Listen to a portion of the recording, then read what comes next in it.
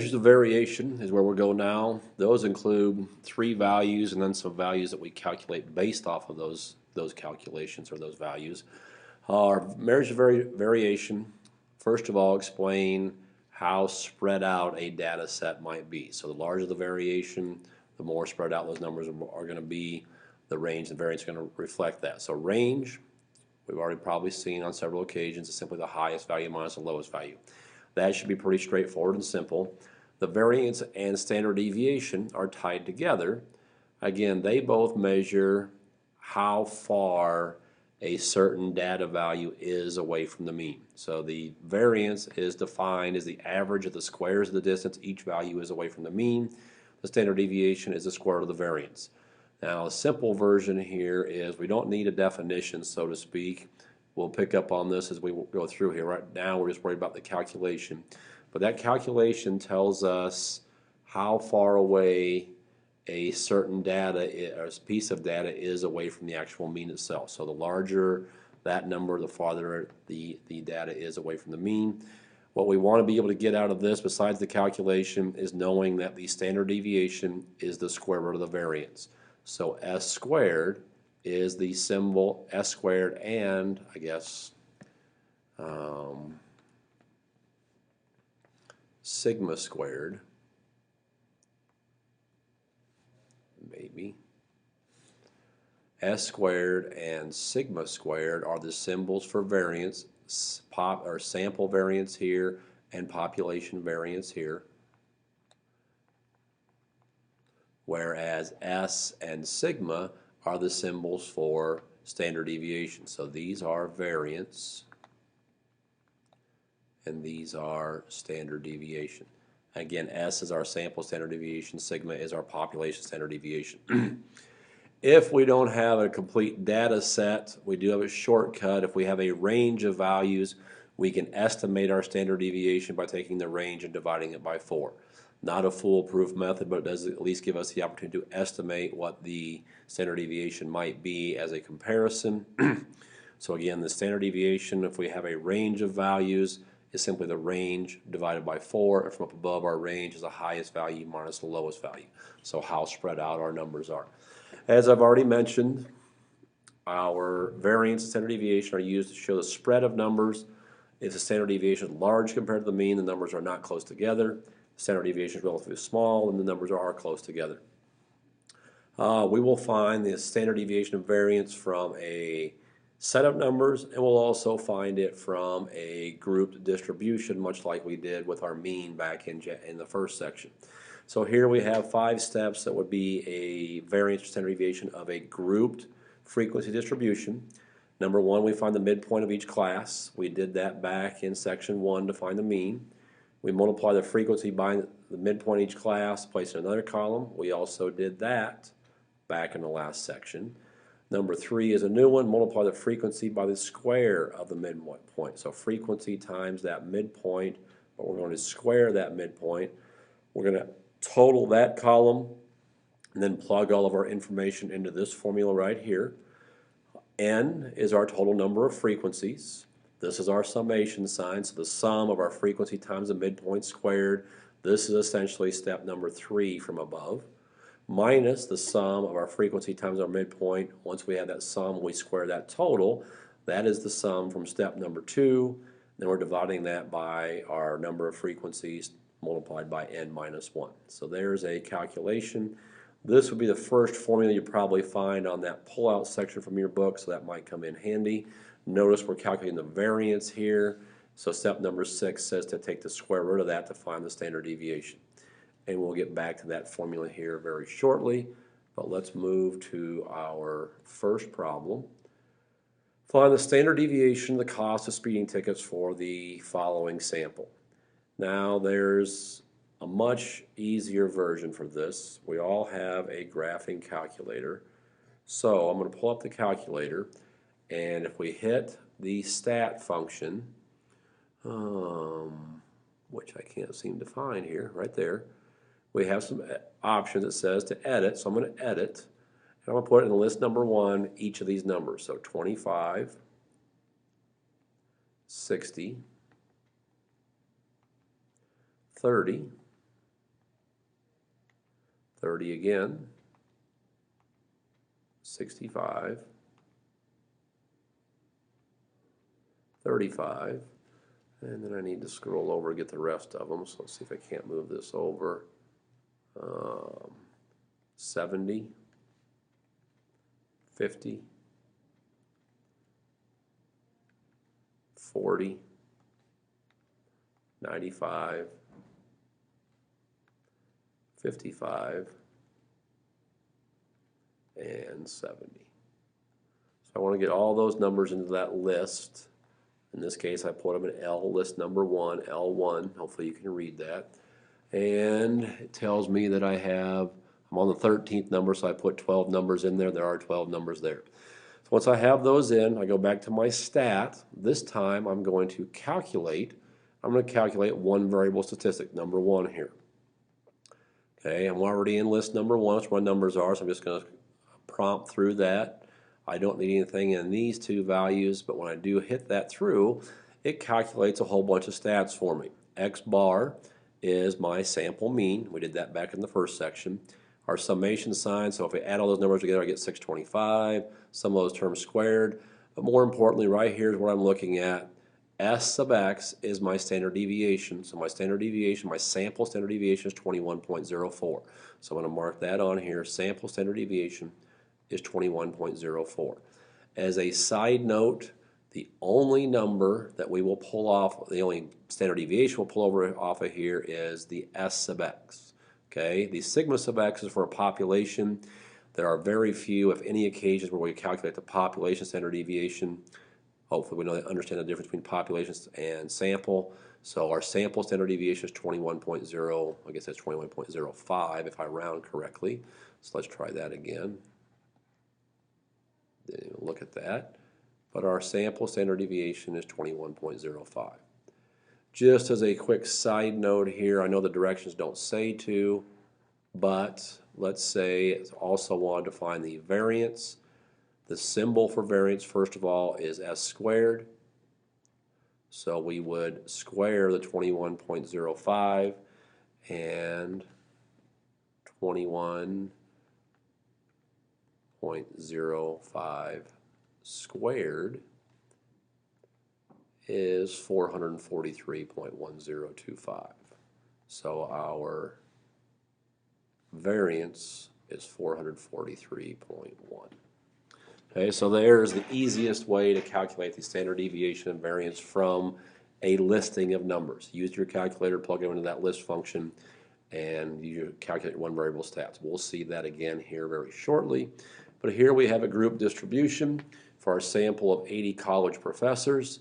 So much like we did back to find the mean, we're going to do our midpoint first. So our midpoint is 2, 7, 12, 17, 22, 27, and 32. We will take our frequency times our midpoint. That would get me 32, 147, 144, 187, 220, 216, and 64. I need to add those together, and if I add those together, that number from our previous lesson was 1010. We have another column we have to create here. That column is the frequency times the midpoint being squared. In other words, I'm going to square this column right here and multiply it by the frequency. So 2 squared is 4. 4 times 16 is 64. 7 squared is 49. 49 times 21 is 1029.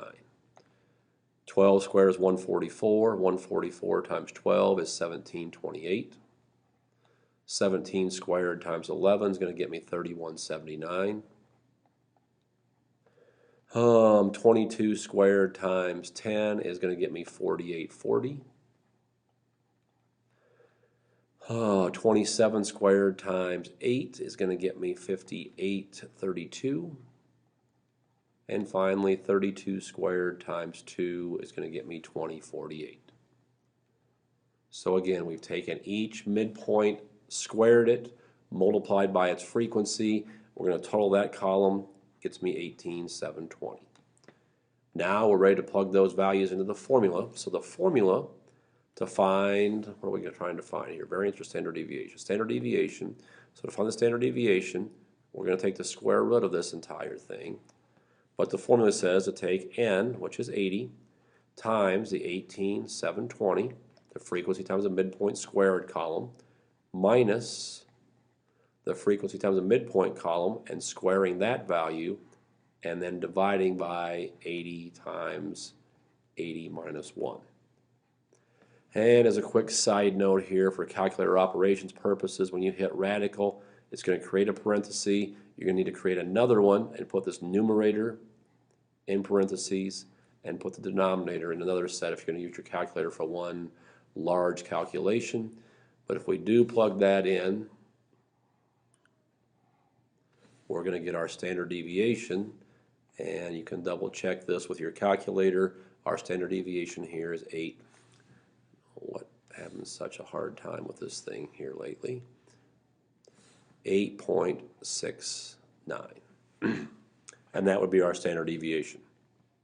So let's go ahead and try that process a second time. Here's our distribution for the grades in the college algebra class. As we've already stated, we'll find our midpoint first. These are the ones back from our previous section, so I'm going to zip through these. Those are our midpoints for each class, 40, 51, 62, and so forth. We also take our frequency times the midpoint column, which we've done in our previous section.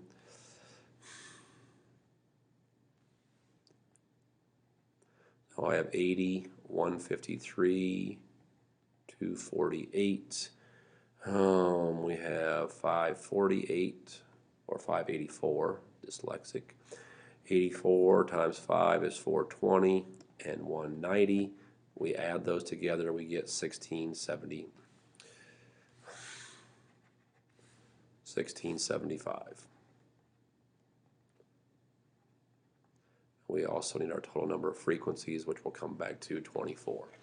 So here's where we create that extra column again to find our standard deviation or variance, our frequency times the midpoint squared. So once again, pointing out we're squaring this column and multiplying it by the frequencies. So 40 squared is 1600, 1600 times 2 is 3200. 51 squared times 3 is 7,803. 62 squared times 4 is 15,376. 73 squared times 8 is 42,632. 84 squared times 5 is 35,280. And 95 squared times 2 is 18,000 and starting to lose my patience with this thing. 18,050. We're going to total that column up. That's 122,341. So here's where we're ready to apply that formula. We're finding standard deviation again. So our standard deviation is the square root of whatever we're going to get here. It's our n, or our number of frequencies, 24, times our last column, 122,341. That's our frequency times the midpoint squared, minus the frequency times the midpoint column. That column total is being squared, and we're dividing by 24. I'm going to shortcut it this time, 24 times 23.